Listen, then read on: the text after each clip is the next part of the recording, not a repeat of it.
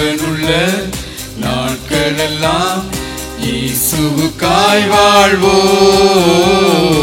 இருப்பதுவோ ஒரு வாழ்வு, அதை அவருக்கு கொடுத்திடுவோம். ஜீவனுள்ள நாட்களெல்லாம் இயேசுவுக்காய் வாழ்வோம். இருப்பதுவோ ஒரு வாழ்வு, அதை அவருக்கு கொடுத்திடுவோம். வாழ்ந்திடுவோம், நாம் வாழ்ந்திடுவோம், இயேசுவுக்காக வாழ்ந்திடுவோம். வாழ்ந்திடுவோம், நாம் வாழ்ந்திடுவோம், இயேசுவுக்காக வாழ்ந்திடுவோம். ஜீவனுள்ள நாட்களெல்லாம் இயேசுவுக்காய் வாழ்வோம். இருப்பதுவோ ஒரு வாழ்வு, அதை அவருக்கு கொடுத்திடுவோம்.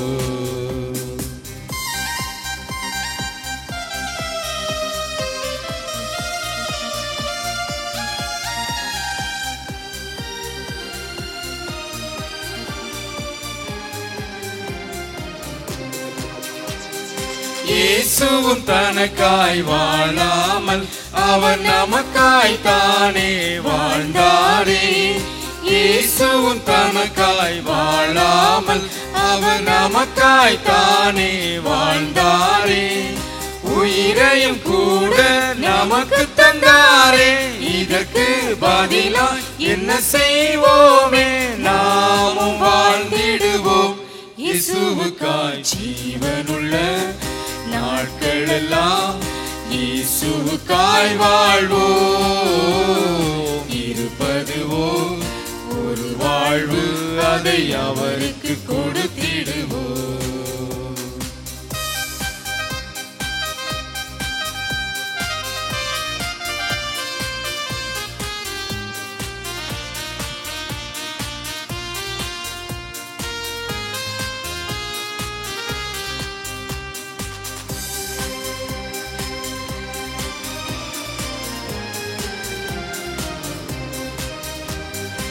ஊழியம் செய்வது பாக்கியமே, அதன் பலனோ இன்று நாம் அறியோமே.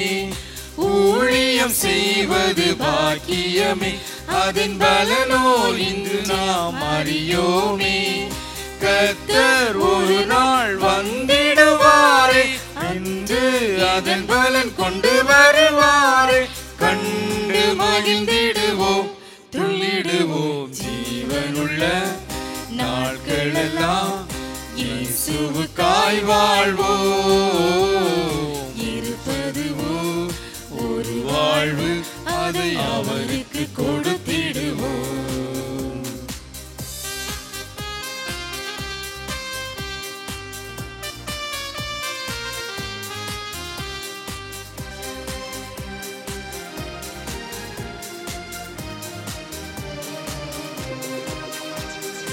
உலகத்தையே சொந்தமாக்கினாலும் அதனாலே லாபம் ஒன்றுமில்லையே.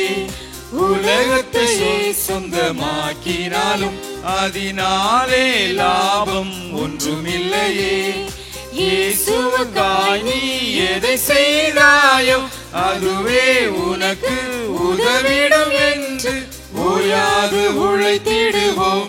இயேசுவுக்காய் ஜீவனுள்ள நாட்களெல்லாம் இயேசுவுக்காய் வாழ்வோம். இருப்பதுவோ ஒரு வாழ்வு, அதை அவருக்கு கொடுத்திடுவோம்.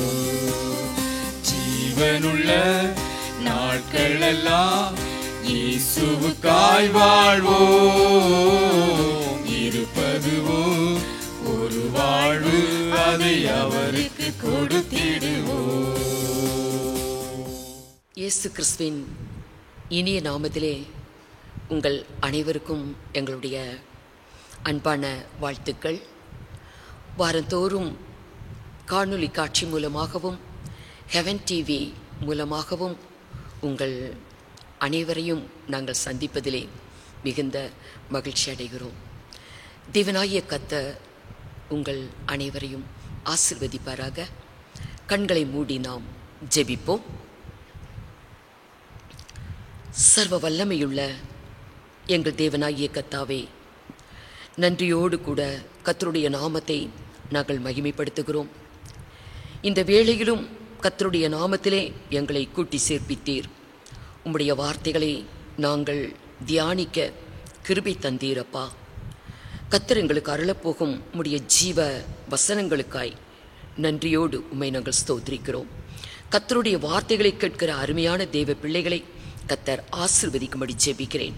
உமக்கே மகிமை உண்டாகட்டும். பரிசுத்த ஆவியானவரே, உமக்கே மகிமை உண்டாகட்டும். துதிகன மகிமையெல்லாம் கேறெடுக்கிறோம். இயேசு கிறிஸ்துவின் மூலமாய் வேண்டிக் கொள்கிறோம் பரிசுத்த பிதாவே, ஆமீன். அப்போஸ்தலர் 17ஆம் அதிகாரம் 25, 26 2 வசனங்களை வாசிக்கலாம். எல்லாருக்கும் ஜீவனையும் சுவாசத்தையும் சகலத்தையும் கொடுக்கிற அவர் தமக்கு யாதொன்று தேவையானது போல மனுஷர் கைகளால் பணிவிடை கொள்ளுகிறதும் இல்லை. மனுஷ ஜாதியான சகல ஜனங்களையும் அவர் ஒரே இரத்தத்தினாலே தோன்ற பண்ணி பூமியின் மீதெங்கும் குடியிருக்க செய்து முன் தீர்மானிக்கப்பட்ட காலங்களையும் அவர்கள் குடியிருப்பின் எல்லைகளையும் குறித்திருக்கிறார். கர்த்தருக்கு மகிமை உண்டாகட்டும். அவர் தாம் படைத்த இந்த உலகத்திலே எல்லாருக்கும் ஜீவனையும் சுவாசத்தையும் சகலத்தையும் அவர் கொடுக்கிறவர். மனுஷ ஜாதியான அனைவரையும் அவர் ஒரே இரத்தத்தினாலே தோன்ற பண்ணி பூமியின் மீதெங்கும் குடியிருக்க செய்து அவர் காலங்களையும் குடியிருப்பின் எல்லைகளையும் அவர் தீர்மானித்திருக்கிறார். இந்த இடத்துல பார்க்கிறோம், சகல ஜனங்களுக்கும் ஜீவனை கொடுக்கிறவர், சுவாசத்தை கொடுக்கிறவர், குடியிருப்பின் எல்லைகளை கொடுக்கிறவர், வாழக்கூடிய காலங்களை கொடுக்கிறவர். குடியிருப்பின் எல்லை என்பது உலகத்தில் நம்மளுக்கு ரொம்ப முக்கியமான ஒன்று. எல்லை, தேசத்துக்கு தேசம் எல்லைகள் உண்டு. ஒரு தேசத்துக்கும் மறு தேசத்துக்கும் எல்லைகள் உண்டு. ஒரு நாட்டுக்கு எல்லை இருக்கிற போல வீட்டுக்கும் எல்லைகள் உண்டு. நம்முடைய பூமிக்கும் எல்லைகள் உண்டு. 4 திசைகளிலும் எல்லைகள் உண்டு நம்ம பார்க்கிறோம். ஆனால் தேவனாகிய கர்த்தர் சொல்லுகிறார், உன் எல்லைக்குள் சமாதானத்தை கொடுப்பேன் என்று. நம்முடைய எல்லைக்குள் சமாதானம் இருக்க வேண்டும். சங்கீதம் 147:14 வாசிங்க. அவர் உன் எல்லைகளை சமாதானம் அவர் உள்ளவைகளாக்கி உன் எல்லைகள் சமாதானம் உள்ளவைகளாக்கி உச்சிதமான புதுமையினால் உன்னை திருப்தியாக்குகிறார். அவர் உன் எல்லைகளை சமாதானம் உள்ளவைகளாக்கி. தேவன் நமக்கு ஒரு எல்லையை தந்திருக்கிறார், ஒரு வீட்டை கொடுத்திருக்கிறார். அதை சுற்றிலும் ஒரு எல்லை, நம் குடியிருப்பின் எல்லை. இந்த எல்லையிலே கர்த்தர் நமக்கு ஒரு சமாதானத்தை அருளுகிற தேவன். நம்முடைய எல்லையெங்கும் சமாதானம் இருக்க வேண்டும். கர்த்தருடைய சமாதானம் இல்லைன்னா நம்ம சொந்தமா அல்லது பூர்வீகமா நமக்கு ஒரு நிலம் இருந்து நாம் அதில் வீட்டை கட்டி நம்ம அதில் வாழ்ந்தாலும், காலாகாலம் வாழ்ந்தாலும், அந்த எல்லைக்குள் சமாதானம் இல்லை என்றால் அது ரொம்ப வருத்தமான ஒரு காரியம். நம்முடைய எல்லைக்குள்ளே சமாதானம் இருக்க வேண்டும் என்றால் சமாதான பிரபு அங்கே இருக்கணும். நம்முடைய எல்லைக்குள்ள கர்த்தர் இருக்கணும். சமாதான பிரபு, அவர் சமாதானத்தின் தேவன், அவர் சமாதான காரணர், அவர் சமாதான கர்த்தர் என்றெல்லாம் வேதத்தில் எழுதப்பட்டிருக்கிறது. அவர் நம் எல்லைக்குள் இருந்தால்தான் நம்முடைய எல்லை சமாதானமாக இருக்கும். ஏனென்றால் இஸ்ரவேல் 12 கோத்திரம், அதில் லேவி கோத்திரம் அவர்களுக்கு சுதந்திரம் கொடுக்கப்படவில்லை. மற்ற 11 கோத்திரத்துக்கும் சீட்டு போட்டு அவர்கள் பங்குக்கு அநேக ஊர்கள் சீட்டில் விழுகுது. 11 கோத்திரத்துக்கும் அதில் பென்யமீன் கோத்திரத்துக்கு குறிக்கப்பட்ட இடம் கிடைக்குது. அங்கே சொல்லப்பட்டிருக்கிற ஒரு காரியத்தை பார்க்கலாம். தேவன் அந்த பென்யமீன் எல்லைக்குள்ளே தேவன் இருக்கிறார். ஆகவே அவன் சுகமாய் கர்த்தரோடு அவன் வாசம் பண்ணினான் என்று எழுதப்பட்டிருக்கிறது. உபாகமம் 33:12 பார்க்கும் பொழுது பென்யமீனுடைய எல்லைக்குள் கர்த்தர் வாசமாயிருக்கிறார். வாசிங்க. பென்யமீனை குறித்து கர்த்தருக்கு பிரியமானவன் அவரோட சுகமாய் தங்கி இருப்பான். அவரோடு கர்த்தரோடு அவன் சுகமாய் தங்கி இருப்பான். அவனை எந்நாளும் அவர் எந்நாளும் அவனை காப்பாற்றி அவன் எல்லைக்குள்ளே வாசமாய் இருப்பார். கர்த்தர் அவனுடைய எல்லைக்குள் வாசமாய் இருக்கிறார். மனுஷ ஜாதியான அனைவருக்கும் ஒரு குடியிருப்பின் எல்லையை தேவன் முன்குறித்து அவருடைய தீர்மானத்தின்படி நாம் வாழ்ந்து கொண்டிருக்கிறோம். ஒரு தேசம், அதில் ஒரு ஊர், அதில் ஒரு இடம், இதெல்லாம் முன் தீர்மானம். நம்முடைய எல்லைக்குள் கர்த்தர் இருக்க வேண்டும். இங்கே பென்யமீனுடைய எல்லைக்குள் கர்த்தர் இருக்கிறார். அவன் எல்லைக்குள் கர்த்தர் இருக்கிறார். கர்த்தரோடு அவன் சுகமாய் வாழுகிறான். கர்த்தர் இருக்கிற இடத்துல சமாதானம் தான், கர்த்தர் இருக்கிற இடத்துல சுகந்தான், கர்த்தர் இருக்கிற இடத்துல எல்லாமே நிறைவு தான், ஆறுதல் தான். ஆகவே நம்முடைய எல்லை என்பது நமக்கு ஒரு சந்தோஷமான காரியம்தான். சொந்தமாக நமக்கு கிடைச்சிருக்கலாம், ஆனால் அதில் கர்த்தர் இருக்கணும். அதுதான் ரொம்ப முக்கியம். எல்லை எல்லை என்று நாம் பார்க்கும் பொழுது எல்லாவற்றுக்கும் எல்லை உண்டு. பூமிக்கும் எல்லை உண்டு, சமுத்திரத்துக்கும் எல்லை உண்டு, வெளிச்சத்துக்கும் எல்லை உண்டு, இருளுக்கும் எல்லை உண்டு, எல்லா ஜனத்துக்கும் சர்வ ஜனத்துக்கும் எல்லை உண்டு. எல்லாவற்றுக்கும் தேவன் ஒரு எல்லையை வைத்திருக்கிறார். நம்ம பார்க்கலாம். 74:17 வாசிங்க. பூமியின் எல்லைகளை எல்லாம் திட்டம் பண்ணினீர். தேவன் பூமியின் எல்லைகளை திட்டம் பண்ணுகிறார். பூமியின் எல்லை, பூமி எது வரைக்கும் இருக்கணும் அதுக்கு ஒரு எல்லை. அதை அவர் திட்டம் பண்ணி அவருடைய திட்டத்தின்படி பூமிக்கு தேவன் எல்லையை வைக்கிறார். ஏனென்றால் இந்த உலகம், இந்த பூமி முழுவதுமே, உலகம் முழுவதுமே நீரும் நிலமும் தான் இருக்குது. அதில் நீர் என்பது 72%, நிலம் என்பது 28%. இதில் நிலத்துக்கு அங்கே ஒரு எல்லை, நீருக்கு ஒரு எல்லை.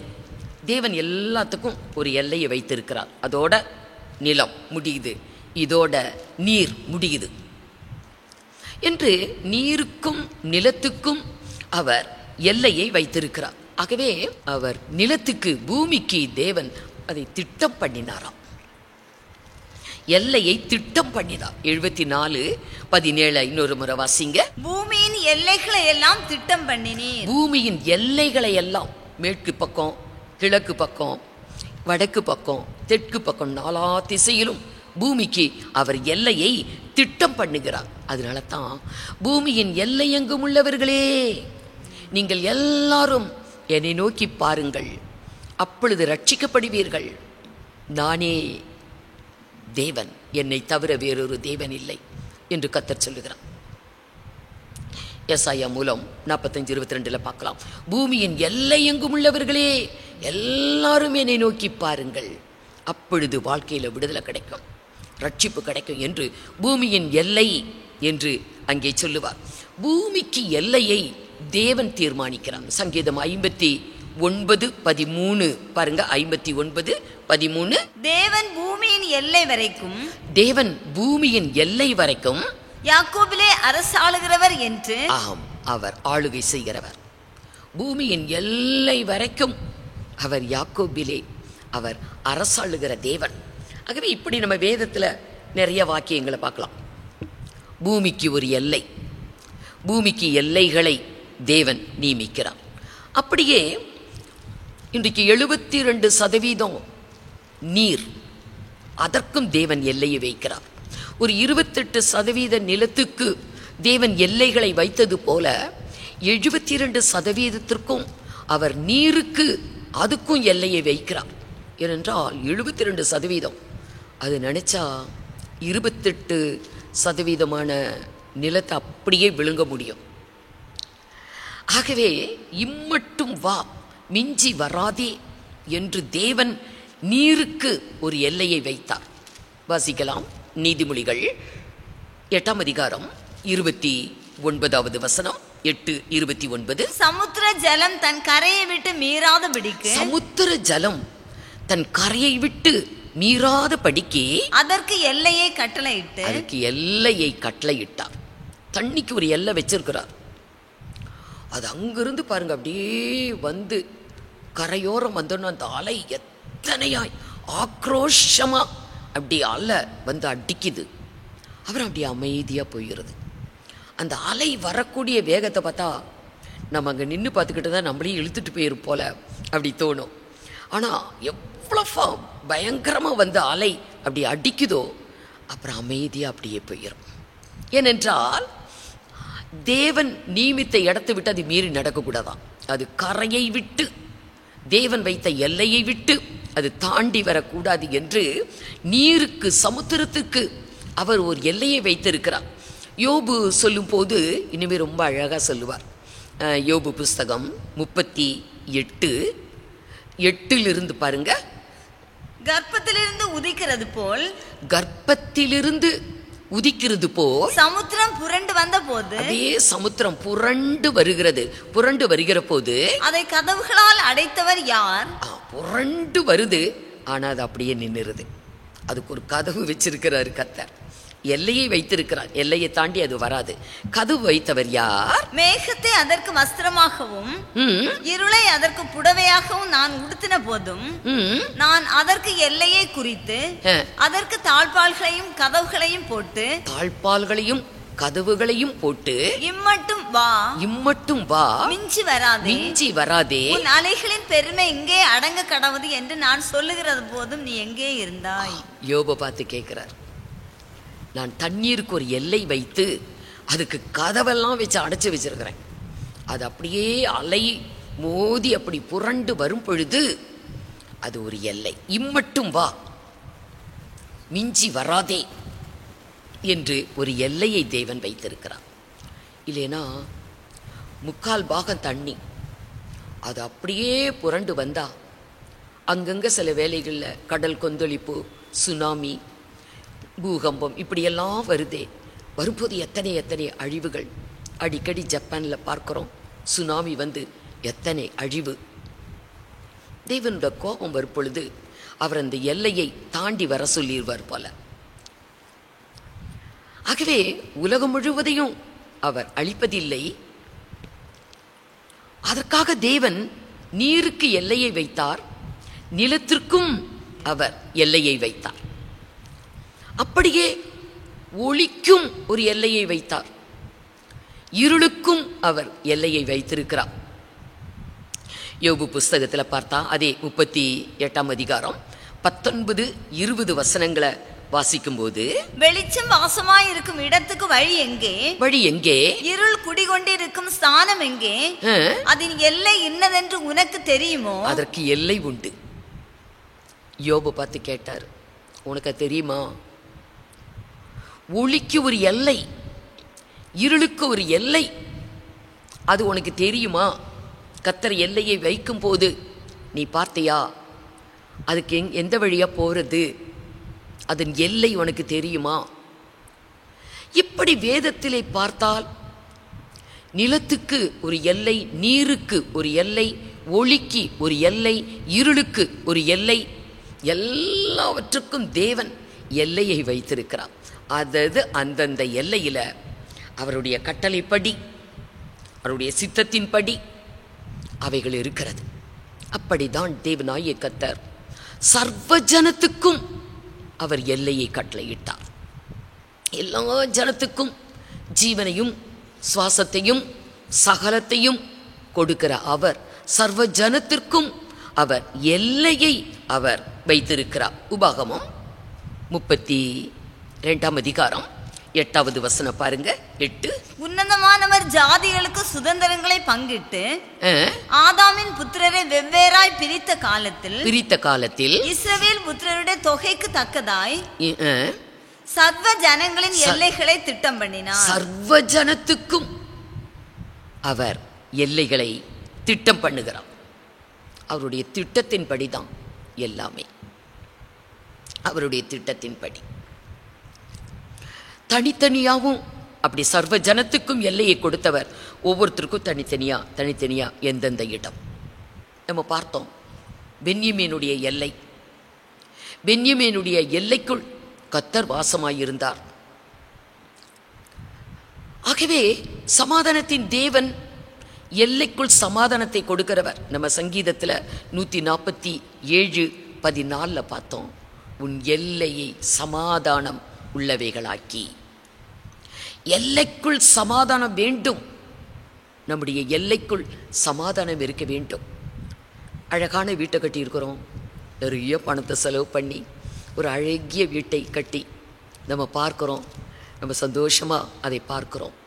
அந்த வீட்டுக்குள்ளே சந்தோஷம் இல்லை, அந்த வீட்டுக்குள்ளே சமாதானம் இல்லை, அந்த வீட்டுக்குள்ளே ஒரு ஆரோக்கியமான ஒரு வாழ்வு இல்லை, அந்த வீட்டுக்குள்ளே ஒரு ஆசீர்வாதம் இல்லை என்றால் அந்த எல்லையால் நம்மளுக்கு என்ன பிரயோஜனம்? ஆகவே தான் 147:14 சங்கீதத்தில் மீண்டும் ஒரு தடவை வாசிங்கத. அவர் உன் எல்லைகளை சமாதானம் உள்ளவைகளாக்கி. எல்லைகளை சமாதானம் உள்ளவைகளாக்கி. எல்லைக்குள் சமாதானம் இருக்க வேண்டும். சில பேரை பார்க்கலாம், அவங்க வீட்டை சுற்றிலும் இருக்கிற எல்லாரோடையும் பிரச்சனையாக இருக்கும், சண்டையாக இருக்கும், ஒருத்தர்கிட்டையும் பேச மாட்டாங்க. இவங்க தனித்தவங்களாக இருப்பாங்க. அதனால என்ன சமாதானம்? கொஞ்ச நாள் வாழ்க்கையில் மனிதர்களுடைய முகத்துக்கு முகம் பார்க்கக்கூடாது என்று உயரமாக காம்பவுண்ட் வாலை கட்டியிருப்பாங்க. ஒருத்தரையுமே பார்க்க முடியாது. உன் முகத்தை நான் பார்க்கக்கூடாது, என் முகத்தை நீ பார்க்கக்கூடாது. எல்லைக்குள் சமாதானம் இருக்க வேண்டும், சுற்றிலும் சமாதானம் இருக்க வேண்டும். ஆகவே இன்றைக்கு அது ரொம்ப முக்கியம். நம்முடைய சமாதான கர்த்தர், நம்முடைய சமாதானத்தின் தேவன் நம்முடைய எல்லைக்குள் வாசமாய் இருக்க வேண்டும். பென்யமீனை குறித்து கர்த்தர் சொல்லும் பொழுது அவனுடைய எல்லைக்குள் நான் வாசமாய் இருக்கிறேன் என்றார். 33 உபாகமம் 12வது வசனம். பென்யமீனை குறித்து கர்த்தருக்கு பிரியமானவன். கர்த்தருக்கு அவன் பிரியமானவன். கர்த்தர் எல்லைக்குள் வாசம் செய்ய வேண்டும். சமாதான கர்த்தர் நம்முடைய எல்லைக்குள்ளே இருக்கணும். நம்ம எல்லைக்குள்ள சமாதானம் இருக்கணும். உன் எல்லையை சமாதானம் உள்ளவைகளாக்கி. கர்த்தர் நம்முடைய எல்லைக்குள்ள சமாதானத்தை கொடுக்க வேண்டுமானால் அந்த சமாதானத்தின் தேவன், அந்த சமாதான பிரபு நம்முடைய எல்லைக்குள்ள இருக்க வேண்டும். அதற்கு நம்ம கர்த்தருக்கு பிரியமாக இருக்கணும். கர்த்தருக்கு எது பிரியமோ அதை நம்ம செய்யணும். அவங்க தான் பிரியமானவர்கள். கர்த்தருக்கு ரொம்ப பிரியம் அவரை பாடுவதும் துதிப்பதும் அவரை ஆராதிப்பதும் அவருடைய வேதத்தை நம்ம காது கொடுத்து கேட்குறதும் கைக்கொள்வதும் இதெல்லாம் அவருக்கு ரொம்ப பிரியம். அவருக்கு பிரியமான காரியங்கள் வேதத்தில் நல்லா எழுதப்பட்டு இருக்கிறது. பென்யமீனை குறித்து வேதம் சொல்லுகிறது, அவன் கர்த்தருக்கு பிரியமானவன். கர்த்தருக்கு பிரியமானவன், கர்த்தருக்கு பிரியமானவன் அவரோட சுகமாய் தங்கி இருப்பான். கர்த்தரோடு அவன் சுகமாய் தங்கி இருப்பானான். அப்படி என்றால் அவன் கர்த்தரோடு இருந்திருக்கிறான். கர்த்தரோடு இருந்திருக்கிறான். கர்த்தரோடு அவன் சுகமாய் தங்கி இருப்பான். அவனை எந்நாளும் அவர் காப்பாற்றி, கர்த்தர் எந்நாளும் அவனை காப்பாற்றி அவன் எல்லைக்குள்ளே வாசமாய் அவனுடைய எல்லைக்குள் கர்த்தர் வாசமாய் இருப்பார். கர்த்தருக்கு பிரியமானவன் அவன் கர்த்தருக்குள்ளே சுகமாய் வாசம் பண்ணுகிறவன். கர்த்தர் அவனுக்கு நல்ல சுகத்தை கொடுத்து எந்நாளும் அவனை காப்பாற்றி அவனுடைய எல்லைக்குள்ளே கர்த்தர் வாசமாயிருக்கிறார். நம்முடைய எல்லைக்குள்ள கர்த்தருக்கு வாசமாயிருக்க வேண்டும். ஆண்டவராய் இயேசு கிறிஸ்து மனிதனை ரட்சிக்க அவர் இந்த பூமிக்கு மனுஷகுமாரனாய் வந்தார். தேவன் மனிதனாய் வந்தார். அவர் வந்த பொழுது இஸ்ரவேல் தேசத்தில் எத்தனையோ பட்டணங்கள், கிராமங்கள், எல்லா இடங்களுக்கும் நடந்து சென்று ராஜ்யத்தின் சுவிசேஷத்தை அறிவித்து வியாதியஸ்தர்களை குணப்படுத்தி பெரிய அற்புதங்களை எல்லாம் அவர் செய்தார். அநேகர் அவரை ஏற்றுக்கொண்டாங்க. சமாரியா பட்டணத்துக்கு போயிருக்கும் போது அவங்க இன்னும் ஒரு 4 நாள் எங்கள் ஊரில் இருங்க, எங்களுக்கு ராஜ்யத்தின் வசனத்தை எங்களுக்கு நீங்கள் பிரசங்கிக்கணும், நீங்கள் எங்கள் கூட இருக்கணும். சில பேர் எங்கள் வீட்டில் வந்து தங்குங்க, எங்கள் வீட்டில் வந்து நீங்கள் சாப்பிடுங்க என்றெல்லாம் கூட அழைத்தாங்க. ஆனால் அதே நேரத்தில் ஒரு ஊர் மக்கள் எங்கள் எல்லையை விட்டு போங்கன்னு சொன்னாங்க. எங்கள் எல்லைக்குள்ளே நீங்கள் இருக்கக்கூடாது, எங்கள் எல்லைக்குள்ளே நீங்கள் வரக்கூடாதுன்னு சொல்லிட்டாங்க. மத்திய சுவிசேஷம் 8ஆம் அதிகாரம் 34வது வசனம் பாருங்க. அப்பொழுது அந்த பட்டணத்தார் யாவரும் இயேசுவுக்கு எதிர்கொண்டு வந்து அவரை கண்டு தங்கள் எல்லைகளை விட்டு போகும்படி எங்கள் எல்லையை விட்டு போங்க. நம்ம எல்லைக்குள்ள கர்த்தர் இருக்கணும். அவர் சமாதான கர்த்தர். உன் எல்லை எங்கும் உனக்கு சமாதானம் என்று சொன்னாரே, அவர் நம் எல்லைக்குள் இருக்க வேண்டும். அப்பதான் நம்முடைய எல்லைக்குள், நம்முடைய வீட்டுக்குள்ள சமாதானம். கர்த்தர் இருந்தா வீட்டுக்குள்ள சமாதானம், சுகம், ஆறுதல், ஆசீர்வாதம், நிறைவு எல்லாமே. ஏனென்றால் அவர் யார்?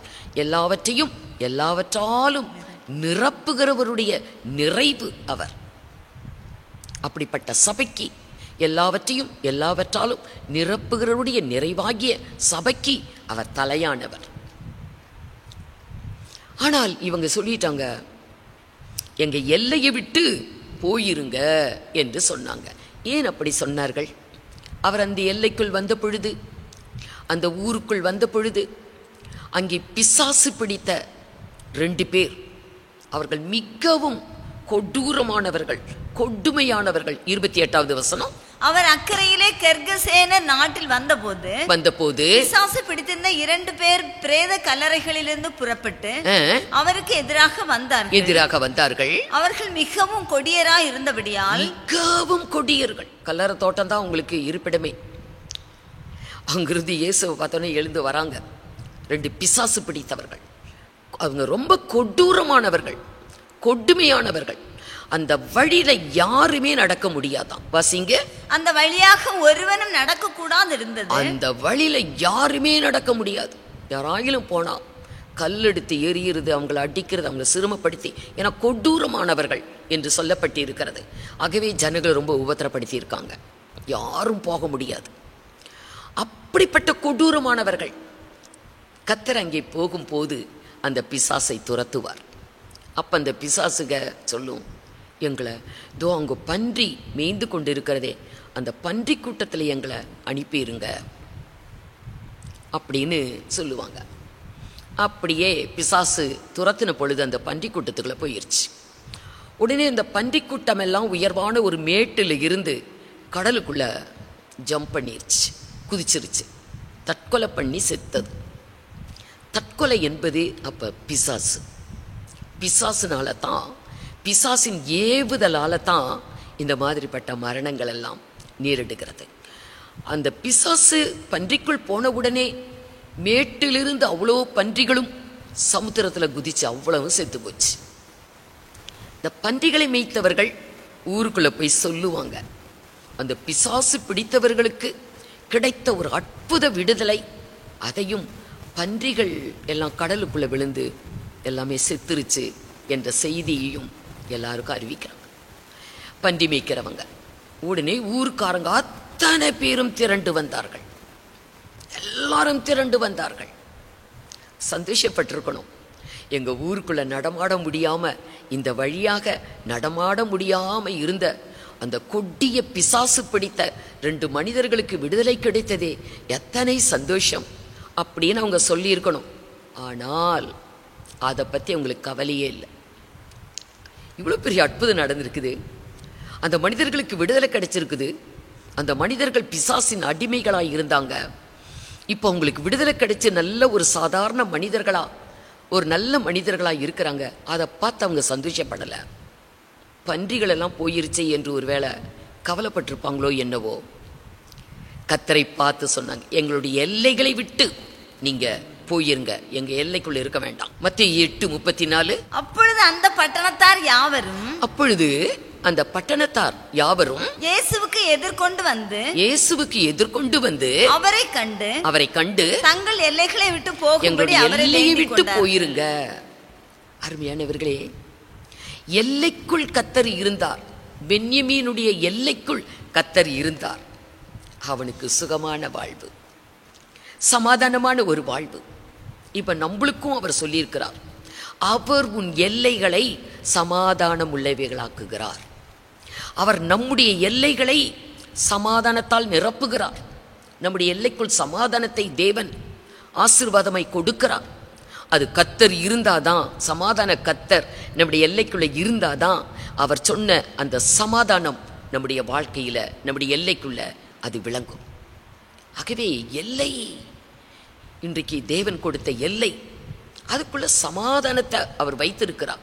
சமாதான பிரபு அந்த எல்லைக்குள்ள இருக்கும் பொழுதுதான் அவருடைய சமாதானம் நம்முடைய வாழ்க்கையில வரும். ஆகவே பென்யமீனுக்கு ஒரு எல்லை, சர்வ ஜனத்துக்கும், இன்றைக்கு சர்வ ஜனத்துக்கும் அவர் எல்லையை நியமித்தவர். பென்யமீனுக்கும் ஒரு எல்லை. இன்னொருவனை பார்க்கலாம், யாபேஸ். அவன் கர்த்தரிடத்துல ஜெபிப்பான். கர்த்தர் அவனுக்கு ஒரு எல்லையை நியமித்து இருக்கிறார்.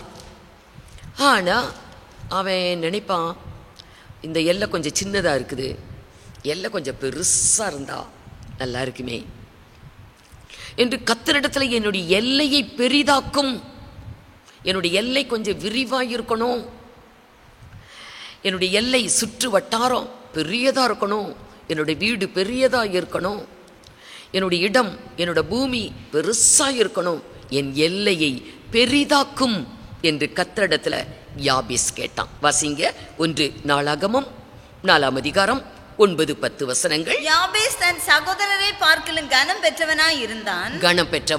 அவன் தாய், நான் துக்கத்தோட அவனை பெற்றேன் என்று சொல்லி அவனுக்கு யாபேஸ் என்று பெயரிட்டாள். யாபேஸ் இஸ்ரவேலின் தேவனை நோக்கி, தேவரீர் என்னை ஆசீர்வதித்து, கர்த்தரை நோக்கி ஜெபிக்கிறான். தேவரீர் என்னை ஆசீர்வதித்து என் எல்லையை பெரிதாக்கி உமது கரம் என்னோடு இருந்து தீங்கு என்னை துக்கப்படுத்தாத படிக்கு அதற்கு என்னை விலக்கி காத்தருளும் என்று கர்த்தரிடத்திலே வேண்டிக் கொண்டான். அவன் வேண்டிக் கொண்டதை தேவன் அருளினார். ஜெபத்தை கேட்கிறவர் நம்முடைய தேவனாகிய கர்த்தர், ஜெபத்தை கேட்கிறவர். ஆகவே யாபேசுடைய ஜெபத்தை தேவன் கேட்டார். என் எல்லையை பெரிதாக்கணும், தீங்கு என்னை துக்கப்படுத்தக்கூடாது, கர்த்தருடைய கரம் என்னோடு கூட இருக்கணும், தேவரீர் என்னை ஆசீர்வதிக்க வேண்டும் என்றெல்லாம் கர்த்தரிடத்தில் கேட்டான்.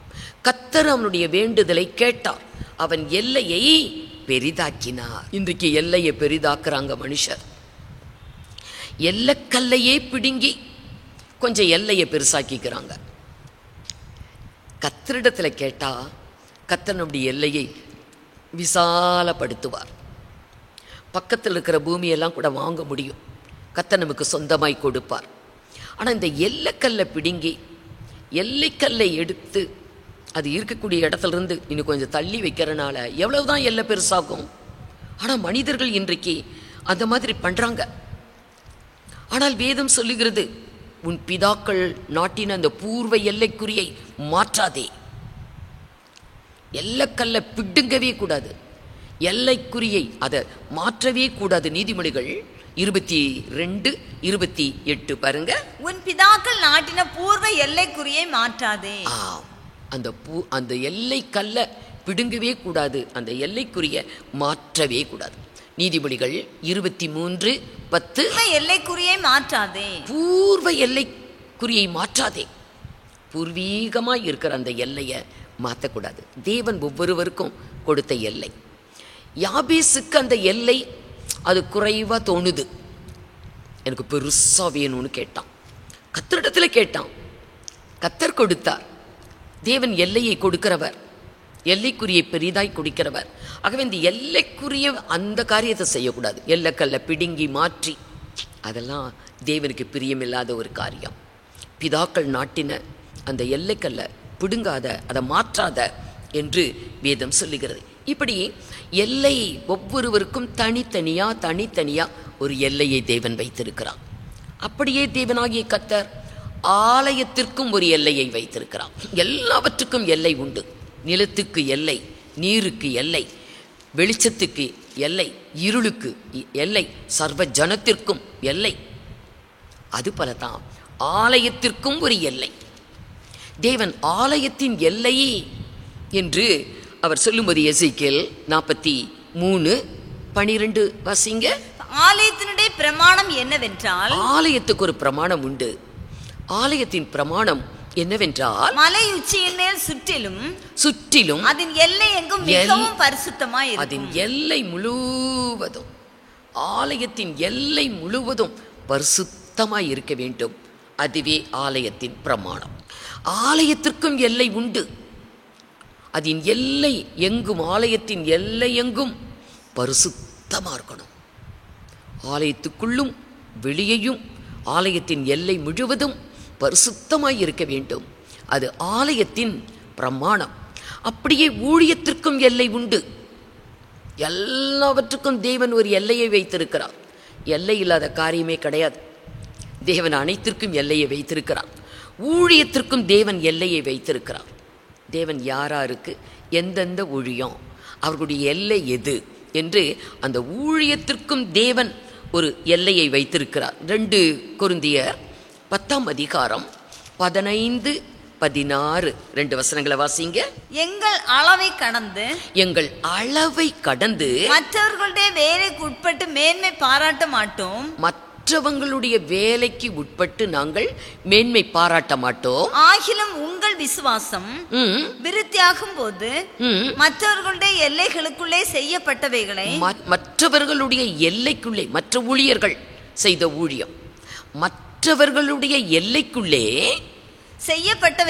செய்யப்பட்ட ஊழியங்களை நாங்கள் செய்ததாக மேன்மை பாராட்ட மாட்டோம். உங்களுக்கு அப்புறமான இடங்களில் சுவிசேஷத்தை பிரசங்கிக்கத்தக்கதாக எங்கள் அளவின்படி உங்களால் மிகவும் பெருகி விருத்தி அடைவோம் என்று நம்பிக்கையா இருக்கிறோம். எங்கள் அளவின்படி தேவன் ஊழியர்களை அழைக்கும் போது அவர்களுக்கு ஒரு அளவை கொடுத்திருக்கிறார். அது அளவு பிரமாணம். 13வது வசனத்துல எழுதப்பட்டிருக்கும். 13வது வசனத்தை வாசிங்க. அளவுக்கு மிஞ்சி எங்களை குறித்தோ, எங்கள் சபையை குறித்தோ, எங்கள் ஊழியங்களை குறித்தோ நாங்கள் மேன்மை பாராட்டுகிறது இல்லை.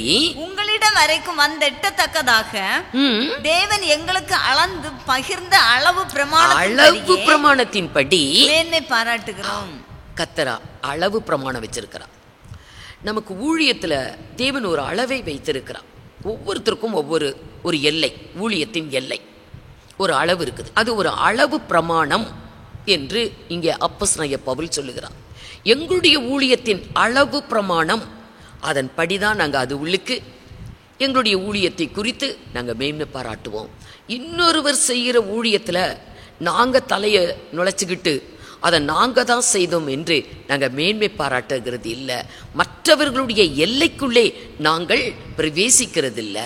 கர்த்தர் நம்முடைய அழைப்பு, நம்ம எதுக்கு அழைச்சாரு, என்ன ஊழியம் செய்ய அழைச்சாரு என்று நம்முடைய அளவு பிரமாணத்தை நம்ம அதை கவனிச்சுக்கணும்.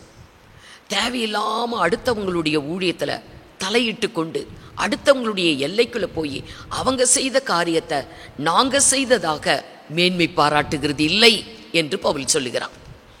அடுத்தவர்களுடைய எல்லைக்குள், அப்போ ஊழியத்துக்கு ஒரு எல்லை இருக்குது. தேவன் நமக்கு ஒரு அளவு பிரமாணத்தின் படி ஊழியத்திற்கு ஒரு எல்லையை வைத்திருக்கிறார். அந்தந்த எல்லைப்படி அந்தந்த ஊழியத்தை, கர்த்தர் நமக்கு நியமித்த ஊழியத்தை, கர்த்தர் அழைத்த அழைப்பு, அவருடைய தெரிந்து கொள்ளுதல், இதை நன்றாய் புரிந்து கொண்டு அதுக்கு நம்ம உண்மையாக இருக்கணும். அந்த அளவு பிரமாணத்தை நம்ம அப்படியே கை கொள்ளணும். ஆகவே ஊழியத்திற்கும் எல்லை உண்டு, ஆலயத்திற்கும் எல்லை உண்டு, சர்வ ஜனத்திற்கும் எல்லை உண்டு, சகல காரியங்களுக்கும் எல்லாத்துக்குமே எல்லையை பார்க்கிறோம். எந்த எல்லையாக இருந்தாலும் எல்லைக்குள் சமாதானம் இருக்க வேண்டும். அவர் உன் எல்லைகளை சமாதானம் உள்ளவைகளாக்கி உச்சிதமான கோதுமையினால் உன்னை திருப்தியாக்குவார் என்று நம்ம 147:14 சங்கீதத்தில் பார்த்தோம்.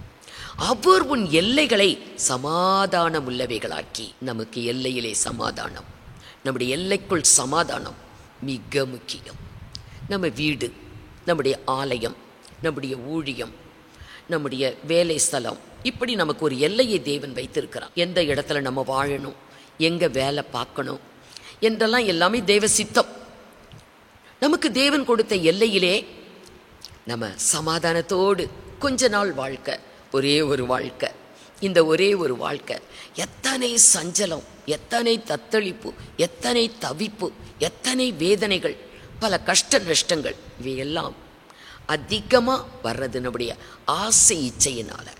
நம்முடைய எல்லையை விட்டு, தேவன் நமக்கு வச்ச எல்லையை விட்டு நாம் தாண்டி இன்னும் அவங்கள போல இவங்கள போல இருக்கணும் என்று சொல்லி பல ஆசை இச்சைகளை வைத்து இன்றைக்கு மனிதன் சிக்குண்டு, இச்சையினாலே சிக்குண்டு, இச்சை அது வளர்ந்து கர்ப்பந்தரித்து பாவத்தை பிறப்பிக்கும். பாவம் பூரணமாகும் போது மரணத்தை பிறப்பிக்கும் என்று எழுதப்பட்டு இருக்கிறது. இப்படியெல்லாம் போய் மாட்டக்கூடாது. நம்முடைய எல்லைக்குள்ளே கர்த்தர் சொல்லுகிறார், உன் எல்லைக்குள் சமாதானம், உன் எல்லைக்குள்ளே சமாதானம். ஆம் அருமையானவர்களே, இன்றைக்கு நம்ம கஷ்டப்பட்டு சம்பாதிச்சு நிலத்தை வாங்கி வீட்டை கட்டி ஒரு சந்தோஷம் இல்லை, சமாதானம் இல்லை, குடும்பத்தில் ஒரு ஆறுதல் இல்லை, ஆசீர்வாதம் இல்லை என்று சொல்லும்போது அது எத்தனை வேதனை. பிள்ளைகளால் சந்தோஷம் இல்லை, கணவரால் சந்தோஷம் இல்லை, மனைவினால் சந்தோஷம் இல்லை. எத்தனை குடும்பங்கள் இன்றைக்கு அப்படி சிதறி போகுது. எல்லைக்குள் சமாதானம் இல்லை.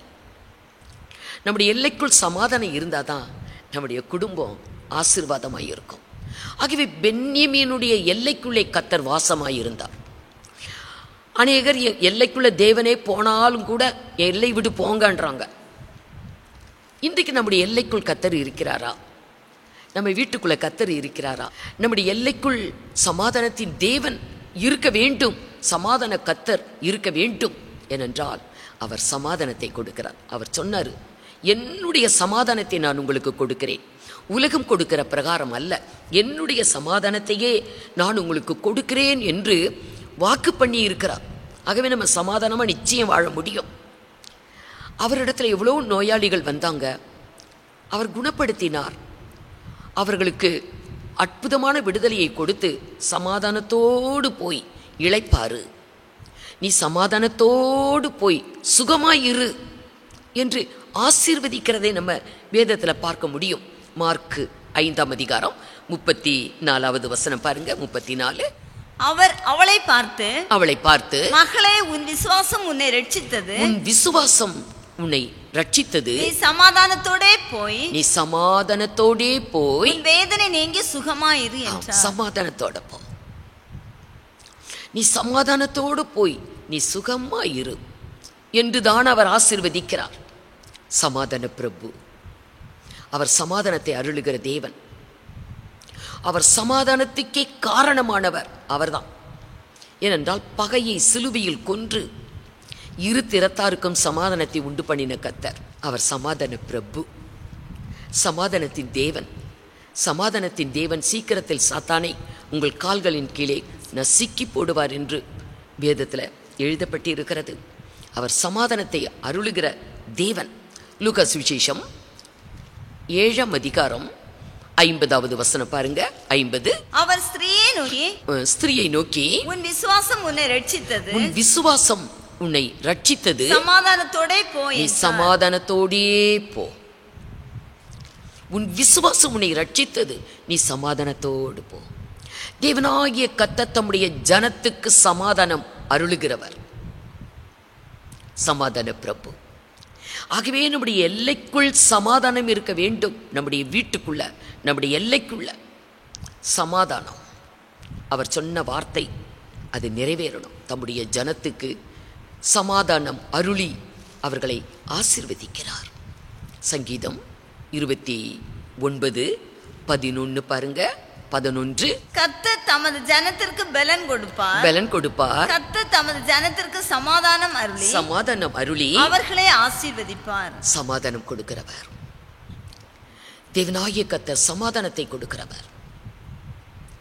தம்முடைய சீஷர்கள், அவரை பின்பற்றி போன சீஷர்கள்,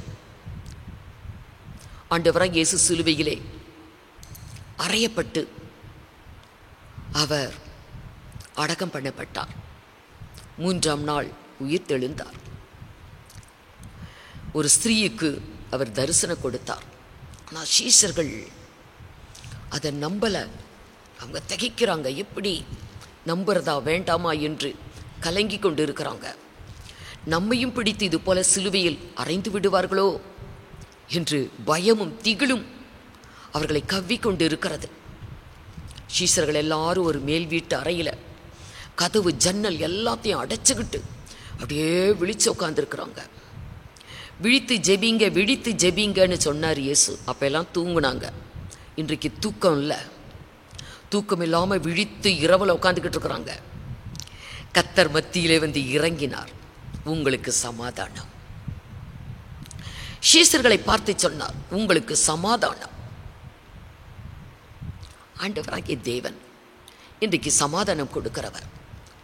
நம்முடைய எல்லையெங்கும் சமாதானத்தை அவர் கொடுப்பதற்காய் நம்முடைய எல்லைக்குள்ளே அவர் வாசம் செய்கிற தேவன். ஆகவே சமாதான பிரபு, அவர் சமாதான காரணர். ஆனால் துன்பம் நிறைந்த ஒரு உலகம் நம்ம வாழ்ந்து கொண்டிருக்கிற உலகம், ஒரு துன்பமான ஒரு உலகம். உலகத்திலே உங்களுக்கு உபத்திரம் உண்டு என்று அவர் சொன்னார். ஆனால் திடன் கொள்ளுங்கள், நான் உலகத்தை ஜெயித்தேன், அந்த ஜெயத்தை நான் உங்களுக்கு தந்திருக்கிறேன். அதனால் நீங்கள் ஒன்றும் கவலைப்பட வேண்டாம், தைரியமாக இருங்க, சமாதானமாக இருங்க அப்படின்னு தான் கர்த்தர் சொல்லுகிறார். ஆகவே கர்த்தர் தம்முடைய சமாதானத்தை நமக்கு கொடுக்கிறார். கர்த்தரும் சமாதானத்தை அருளுகிறார். அதே நேரத்தில் ஊழியர்கள், கர்த்தருடைய ஊழியர்கள், அவர்கள் உங்களுக்கு சமாதானம் என்று ஒரு வாழ்த்துதல் சொன்னாலும் அவங்களுக்கு சமாதானம் இறங்கும். ஏன்னா கர்த்தர் சொன்னார் தம்முடைய சீஷர்களுக்கு, நீங்கள் ஒரு வீட்டுக்கு போகும்போது முதலாவது அந்த வீட்டை நீங்கள் வாழ்த்துங்க, உங்களுக்கு சமாதானம் என்று வீட்டை வாழ்த்துங்க. அந்த வீட்டுக்குள்ள சமாதான பாத்திரன் இருந்தால் அவங்களுக்கு சமாதானம் கிடைக்கும். சமாதான பாத்திரன் அங்கே இல்லையா, அப்படியானால் நீங்கள் கூறின சமாதானம் உங்கள் கூடயே வந்துடும் என்று சொன்னார். இன்றைக்கு தேவ ஊழியர்கள் ஜனங்களுடைய, தேவ ஜனத்துடைய வீடுகளுக்கு கட்டாயம் போய் தான் ஆகணும். அவங்க வீடுகளுக்கு போய் சமாதானம் என்று வாழ்த்துதல் சொல்ல வேண்டும். லூக்கா சுவிசேஷம் 10ஆம் அதிகாரம் 5 பாருங்க. வீட்டில் பிரவேசிக்கிற போது, ஒரு வீட்டில் பிரவேசிக்கிற போது, இந்த வீட்டுக்கு சமாதானம் உண்டாவதாக என்று முதலாவது சொல்லுங்கள். தேவ ஊழியர்கள், கர்த்தருடைய ஊழியர்கள், கர்த்தருடைய ஜனத்துக்கு சமாதானத்தை கூறணும். அப்போஸ்தலனாகிய பவுல் நிருபங்கள் தோறும் எழுதும்போது உங்களுக்கு சமாதானம் உண்டாவதாக, உங்களுக்கு சமாதானம் உண்டாவதாக என்று வாழ்த்துகிறார். தேவ ஊழியர்கள் இன்றைக்கு தேவ ஜனத்தை, விசுவாசிகளுடைய வீடுகளுக்கு போகும்போது அவங்களுக்கு சமாதானம் உண்டாக வேண்டும் என்று வாழ்த்த வேண்டும். வாழ்த்துங்கள். சமாதான பாத்திரன் அங்கே இருந்தால், சமாதான பாத்திரன் அங்கே இருந்தால் நீங்கள் கூறின சமாதானம் அவனிடத்தில் தங்கும். சமாதான பாத்திரன், சமாதானத்துக்கு பாத்திரமா இருக்கணும். கர்த்தர் சமாதானத்தை கொடுக்கிறார். ஊழியர்களும் சமாதானத்தை கர்த்தருடைய நாமத்தில் சொல்லுவாங்க. எப்படி இருந்தாலும் சமாதானம் நமக்கு வரும். ஆனால் நாம் அந்த சமாதானத்தை பெற்றுக்கொள்வதற்கு பாத்திரவான்களாய் இருக்க வேண்டும். சமாதான பாத்திரன் அங்கே இருக்கணும். கர்த்தர் எல்லைக்குள் இருந்தாலும், ஊழியர்கள் சமாதானம் சொன்னாலும், சமாதானம் நம்முடைய வாழ்விலே வர வேண்டுமானால் நாம் சமாதானத்துக்கு பாத்திரவான்களாய் இருக்கணும். பென்யமீன் கர்த்தருக்கு பிரியமானவன், கர்த்தரோடு அவன் சுகமாய் தங்கியிருப்பான். ஆகவே கர்த்தர் எல்லைக்குள் இருந்தால் சமாதானத்தை கொடுத்தார், அவன் ஆசீர்வாதமாய் காணப்பட்டான். இன்றைக்கு நம்ம கர்த்தருக்கு பிரியமாக இருக்கணும். அருமையானவர்களே, அவருக்கு பிரியமானதை நம்ம செய்யணும். சமாதான பாத்திரன் அங்கே இருந்தால் நீங்கள் கூறின சமாதானம் அந்த வீட்டில் தங்கும், அந்த வீட்டுக்கு ஆசீர்வாதம்.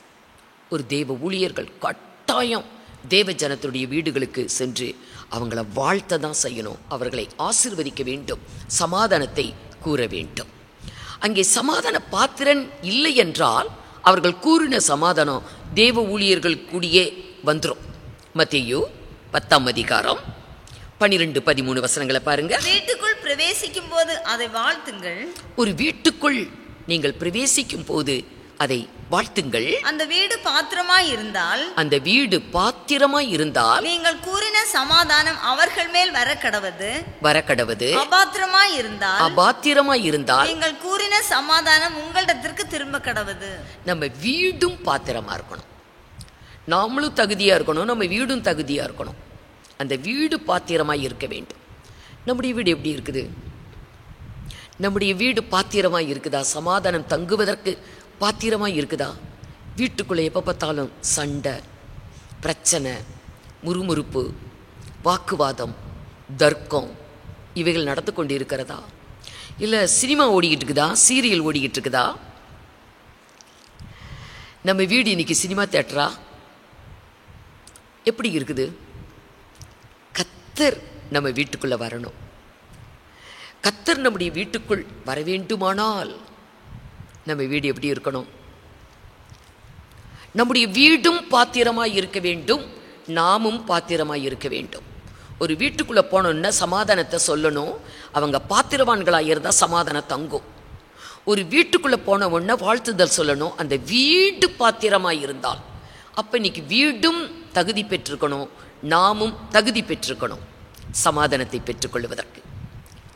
ஆகவே உன் எல்லை எங்கும் சமாதானம் உள்ளவைகளாக்கி, கர்த்தர் நம்முடைய எல்லைகளை சமாதானம் உள்ளவைகளாக்கி உச்சிதமான கோதுமையினாலே உன்னை திருப்தியாக்குவேன் என்று சொல்லப்பட்ட வேத வாக்கு நம்முடைய வாழ்க்கையில் நடக்கணும். நம்முடைய எல்லைக்குள்ளே நிறைவேறணும், நம்முடைய வீட்டுக்குள்ளே நடக்கணும். ஆம் அருமையானவர்களே, நாம் சமாதானமாய் வாழ வேண்டும். ஆகவே கர்த்தர் இன்றைக்கு என்னுடைய சமாதானத்தை நான் உங்களுக்கு கொடுக்கிறேன், உலகம் கொடுக்கிற பிரகாரம் அல்ல, என்னுடைய சமாதானத்தையே உங்களுக்கு வைத்து போகிறேன் என்று சொன்ன பிறகும் இன்றைக்கு சமாதானம் இல்லாமல் நம்ம வாழ்கிறோமா?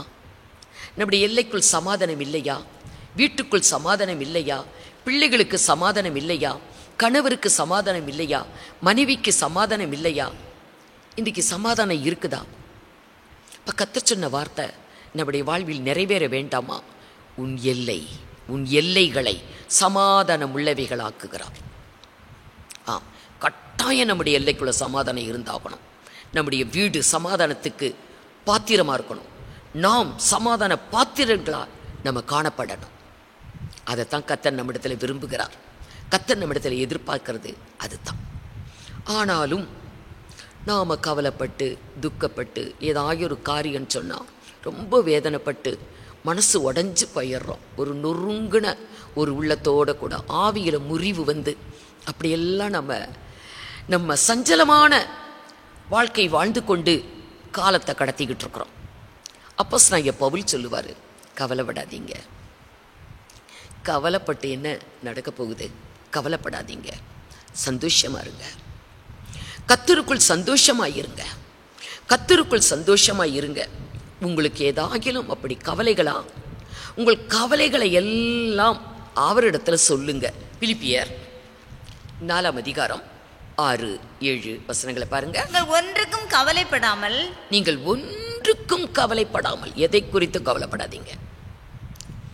ஆண்டவராகிய இயேசு கிறிஸ்து அதைத்தான் சொன்னார், கவலைப்படாதிருங்கள், கவலைப்படாதிருங்கள், நாளைய தினத்தை குறித்து கவலைப்படாதிருங்கள், எண்ணத்தை புசிப்போம் எண்ணத்தை குடிப்போம் என்று கவலைப்படாதிருங்கள் என்று எதுக்குமே கவலைப்படாதீங்க என்று சொன்னார். எனக்கு நம்ம கவலைப்பட்டு நடக்க போகிற காரியம் ஒன்றும் இல்லை. அற்பமான காரியம் முதலாய் உங்களால் செய்யக்கூடாது இருக்க மற்றவைகளுக்காக நீங்கள் கவலைப்படுகிறது என்ன? ஒன்றை குறித்தும் கவலைப்படாதீங்க என்று சொன்னார். ஆகவே இங்கே ஆவியானவர் அப்போஸ்தலனாகிய பவுலை கொண்டு பிலிப்பி பட்டணத்தில் இருக்கிற தேவ ஜனத்துக்கு இந்த இடத்துல ஒரு ஆறுதல் சொல்லுகிறார். வாசிங்க. ஒன்றுக்கும் கவலைப்படாமல், நீங்கள் ஒன்றுக்கும் கவலைப்படாமல் எல்லாவற்றையும் குறித்து உங்கள் விண்ணப்பங்களை ஸ்தோத்திரத்தோடு கூடிய ஜெபத்தினாலும் வேண்டுதலினாலும் தேவனுக்கு தெரியப்படுத்துங்கள். ஏன்னா அவர் உங்களை விசாரிக்கிறவர் ஆனபடியால் உங்கள் கவலைகளை எல்லாம் அவர் மீது வைத்து விடுங்கள் என்று வேதம் சொல்லுது. அவர் நம்மை விசாரிக்கிறவர். ஏன் நீ கவலைப்படுற? ஏன் நீ வருந்துற? ஏன் நீ அழாத என்று நம்மை விசாரித்து ஆறுதல் படுத்துகிற தேவன். அவர் உங்களை விசாரிக்கிறவர் ஆனபடியால் உங்கள் கவலைகளை எல்லாம் அவர் மீது வைத்து விடுங்கள் என்று சொல்லப்பட்டிருக்கிறது. ஆகவே உங்கள் கவலைகளை எல்லாம் நம்ம வேண்டுதலோடு விண்ணப்பத்தோடு ஸ்தோத்திரத்தோடு ஜெபத்தில் கர்த்தருக்கு தெரியப்படுத்த வேண்டுமா? அப்படி கர்த்தருக்கு தெரியப்படுத்தும் போது ஜெபத்தில் நம்முடைய எல்லா கவலைகளையும் பாரத்தையும் அவரிடத்துல வைத்து விட்டால் என்ன நடக்கும்? அடுத்த வசனம், அப்பொழுது எல்லாவற்றுக்கும் மேலான தேவ சமாதானம் உங்கள் இருதயங்களையும் உங்கள் சிந்தைகளையும் கிறிஸ்து இயேசுவுக்குள்ளாக காத்துக்கொள்ளும். நம்ம இருதயத்தை காத்துக்கொள்ளுவார். நம்ம அதை கர்த்தரிடத்துல சொல்லிட்டா ஒரு தேவ சமாதானம் வந்து இறங்கும். நம்ம இருதயம், நம்முடைய சிந்தைக்குள்ள அந்த தேவ சமாதானம் வந்து இறங்கி நம்ம இருதயத்தை அது காத்துக்கொள்ளும், நம்முடைய சிந்தைகளை காத்துக்கொள்ளும், தேவ சமாதானம் கிடைக்கும். ஆனால் நம்ம அப்படி பண்ணுறதில்லை. கவலைகளை நம்ம அங்கங்கே சொல்லுவோம், ஊழியக்காரங்கள்ட்ட சொல்லுவோம். கர்த்தரிடத்தில் சொல்லணும்.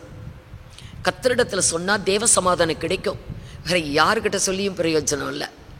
மற்றவங்கள்ட்ட சொன்னால் அவங்க நமக்காக ஜெபிப்பாங்க, அவ்வளோதானே தவிர சமாதானம் என்பது நமக்கு கிடைக்கிறது கர்த்தரிடத்திலிருந்து தான். ஏனென்றால் அவர் ஒருவரே சமாதான காரணர், சமாதான பிரபு, சமாதானத்தின் தேவன், சமாதான கர்த்தர் என்று வேதத்தில் அவரை குறித்து எழுதப்பட்டு இருக்கிறது. அவர் நமக்கு சமாதானம் அருளுகிறவர். ஆகவே 147 சங்கீதம் 14 மீண்டும் ஒரு முறை வாசிங்க. அவர் எல்லைகளை சமாதானம் உள்ளவைகளாக்கி, எல்லைகளை தேவன் நமக்கு எல்லையை நியமித்தார். இதெல்லாம் முன் தீர்மானம். நமக்கு ஒரு எல்லையை தேவன் வைத்தது, எந்த நாட்டில், எந்த ஊரில், எந்த இடத்துல என்பதெல்லாம் இது தேவனுடைய தீர்மானம். அவர் உன் எல்லைகளை சமாதானம் உள்ளவைகளாக்கி, சமாதானம் உள்ளவைகளாக்கி, நம்முடைய எல்லைக்குள்ள சமாதானத்தை தேவன் கொடுக்கிறார். இது அவருடைய வார்த்தை. சமாதானம் உள்ளவைகளாக்கி உச்சிதமான கோதுமையினால் உன்னை திருப்தியாக்குவேன். சமாதானமும் திருப்தியும் நம்முடைய எல்லைக்குள்ள தேவன் கொடுக்கிறார். அப்ப நம்முடைய எல்லைக்குள் சமாதானம் தங்க வேண்டும், மன திருப்தி விளங்க வேண்டும் என்றால் அந்த சமாதானத்துக்கு காரணமானவர் நம்முடைய எல்லைக்குள் இருக்க வேண்டும். அவர் நம்முடைய எல்லைக்குள்ள இருக்கணும். ஆகவே கர்த்தர் நம்முடைய எல்லைக்குள் இருக்கிறாரா? நம்ம வீட்டுக்குள்ள இருக்கிறாரா? நம்மோடு கூட இருக்கிறாரா? கர்த்தர் நம்முடைய வீட்டுக்குள்ள தான் இருக்கிறார். ஏனென்றால் நம்ம அப்போஸ்தலரில் படித்தோம் 17ஆம் அதிகாரம் 26, 27 பாருங்க. மனுஷ ஜாதியான சகல ஜனங்களையும் அவர் ஒரே இரத்தத்தினாலே தோன்ற பண்ணி பூமியின் மீதெங்கும் குடியிருக்க பண்ணி முன் தீர்மானிக்கப்பட்ட காலங்களையும் அவர்கள் குடியிருப்பின் எல்லைகளையும் அவர் குறித்திருக்கிறார். கர்த்தராகிய தம்மை அவர்கள் தடவியாகிலும் கண்டுபிடிக்கத்தக்கதாக. ஏன் நமக்கு இந்த எல்லையை கொடுத்தாராம்? நமக்கு ஒரு குடியிருப்பின் எல்லையை தேவன் கொடுத்ததே தடவியாகிலும் அவரை கண்டுபிடிக்கத்தக்கதாக அவர் அப்படி செய்தார். அப்ப நம்ம எல்லைக்குள்ள இருக்கிறார். நாம் அவரை தேடி கண்டுபிடித்து அவரை பற்றி கொள்ள வேண்டும். அவரை உறுதியாய் நாம் சார்ந்து கொள்ள வேண்டும். அவரை தஞ்சமென நாம் பற்றி கொள்ள வேண்டும். அப்பதான் இந்த வேத வாக்கியம் நம்முடைய வாழ்க்கையில நிறைவேறும். அருமையானவர்களே, நம்முடைய வாழ்நாளையில எத்தனையோ சஞ்சலத்தோடு, கவலையோடு, மனபாரத்தோடு எவ்வளோ நாட்களை நம்ம கடத்திட்டோம். அதெல்லாம் நம்முடைய வாழ்க்கையில வீணான நாட்கள். கர்த்தருக்குள் நம்ம சந்தோஷமா இருக்கணும். கர்த்தருக்குள் எப்பொழுதும் சந்தோஷமாய் இருங்கள் என்று வேதத்தில் எழுதியிருக்கு. எத்தனை இடத்துல எழுதியிருக்குது. மறுபடியும் நான் உங்களுக்கு சொல்லுகிறேன் என்று அப்போஸ்தலனாகிய பவுல் சொல்லுவார். கர்த்தருக்குள் சந்தோஷமாய் இருக்க வேண்டிய நாம் எதுக்காக கலங்கி கண்ணீர் விட்டு காலத்தை வீணாக்கி சரீரத்தை கெடுத்து ஆவி ஆத்மாவையெல்லாம் கெடுத்து ஏன் நம்ம இப்படி வாழணும்? கர்த்தர் நம்முடைய எல்லைக்குள் சமாதானத்தை கொடுக்கிறார். அந்த வார்த்தை நம்முடைய அனைவருடைய வாழ்விலும் அது நிறைவேறும். ஆகவே சமாதான கர்த்தரை நாம் அண்டிக் கொள்ளுவோம், சமாதான கர்த்தரை நாம் பற்றி கொள்ளுவோம். கர்த்தர் பூரண சமாதானத்தை நமக்கு எல்லைக்குள் அருள் செய்து நம்மை ஆசீர்வதிப்பார். கண்களை மூடி நாம் ஜெபிப்போம். சர்வ வல்லமையுள்ள எங்கள் தேவனாகிய கர்த்தாவே, நன்றியோடு கூட கர்த்தருடைய நாமத்தை மகிமைப்படுத்துகிறோம். அப்பா இயேசுவே, உமக்கு ஸ்தோத்திரம். நீர் சமாதானத்தின் தேவன், நீ சமாதான கர்த்தர், சமாதான பிரபு, நீ சமாதான காரணர். எங்கள் எல்லைக்குள்ளே நீ சமாதானத்தை நீர் அருளுகிறீர். ஆண்டவரே, உமக்கே மகிமை உண்டாகட்டும். கர்த்தர் எங்கள் எல்லைக்குள் வாசமாய் இருக்கிறீர். சமாதான கர்த்தர் எங்களுடைய எல்லைக்குள் வாசமாயிருந்து எங்கள் எல்லைக்குள் சமாதானத்தை அருளுகிறீர். அப்பா இயேசுவே, சஞ்சலங்கள், தவிப்புகள், ஆண்டவரே, தத்தளிப்பு, மனபாரங்கள், வேதனைகள், கலக்கங்கள், கண்ணீர் அனைத்தையும் முறியடித்து சமாதானத்தை அருளுகிறீர். கர்த்தருக்கு மகிமை. உம்முடைய வார்த்தைகளை கேட்ட எல்லா மக்களுக்கும் நீர் அப்படிப்பட்டதான ஒரு பூரண சமாதானத்தை நீர் கொடுக்கிறீர். அதற்காய் மகிமை அப்பா. இயேசுவே, நீர் யாவரையும் ஆசீர்வதியும். உமக்கே மகிமை. சமாதானத்தின் தேவன் சீக்கிரத்தில் சாத்தானே உங்கள் கால்களின் கீழே நசுக்கி போடுவார் என்ற வாக்கு நிறைவேறட்டும். அனைவருடைய வாழ்விலும் நிறைவேறட்டும். ஆசீர்வதிங்க. உமக்கே மகிமை அப்பா, மகிமை ஆண்டவரே, மகிமை துதிகன மகிமையெல்லாம் கேறெடுக்கிறோம். இயேசு கிறிஸ்துவின் மூலமாய் வேண்டிக் கொள்ளுகிறோம் பரிசுத்த பிதாவே, ஆமீன். என் ஆத்துமாவே கர்த்தரை ஸ்தோத்ரி, என் முழுவிளமேருடைய பரிசுத்த நாமத்தை ஸ்தோத்ரி. என் ஆத்துமாவே கர்த்தரை ஸ்தோத்ரி, அவர் செய்த சகல உபகாரங்களையும்